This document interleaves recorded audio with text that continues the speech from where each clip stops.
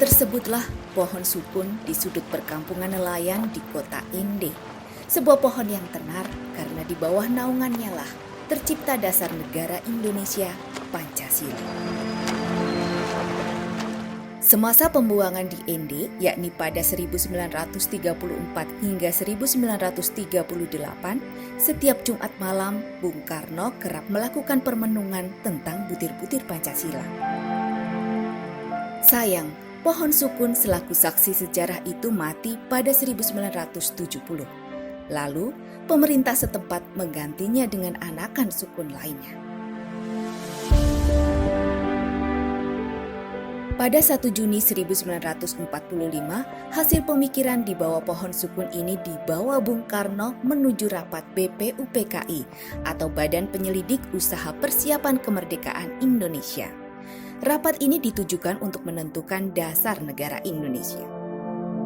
Menurut Fatmawati, pada malam sebelum rapat, Bung Karno berlutut di Jalan Pegangsaan Timur 56, berdoa dan memohon petunjuk Tuhan tentang apa yang harus diucapkan pada rapat tersebut.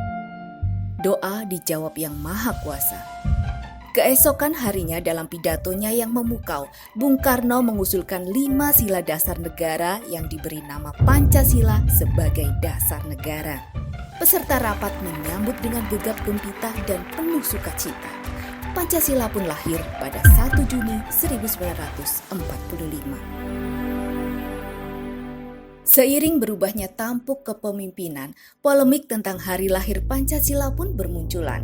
Seperti mempertanyakan 1 Juni sebagai hari lahir Pancasila atau hanya hari lahirnya istilah Pancasila. Apakah 18 Agustus yang semestinya menjadi hari lahirnya? Hingga meragukan Soekarno sebagai pencetus awalnya. Bung Hatta pun angkat bicara. Ia menegaskan bahwa hari kelahiran dan tanggal disahkannya Pancasila pada 18 Agustus 1945 adalah dua hal yang berbeda.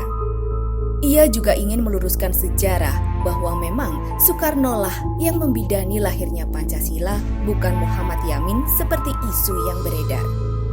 Simpang siur tentang lahirnya Pancasila ini kembali diangkat oleh Kompas edisi 23 Mei 1978. Ali Murtopo, Menteri Penerangan waktu itu, menyatakan banyak orang yang mempertanyakan apakah ketika sidang BPUPKI Bung Karno mengajukan 4, 3, 2, atau Ekasila pada saat itu.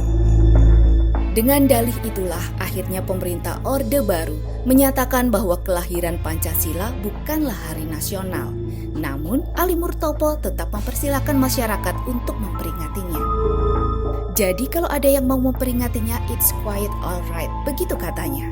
Dan bersamaan dengan itu pula 1 Oktober diresmikan sebagai Hari Kesaktian Pancasila. Masyarakat terombang-ambing dalam tanda tanya. Terbukti dari adanya surat pembaca bernama Suranto yang mempertanyakan apakah 1 Juni adalah hari kelahiran Pancasila atau hanya kelahiran istilah Pancasila. Karena berdasarkan buku yang ia baca, konsep Pancasila telah ada sejak abad ke-14.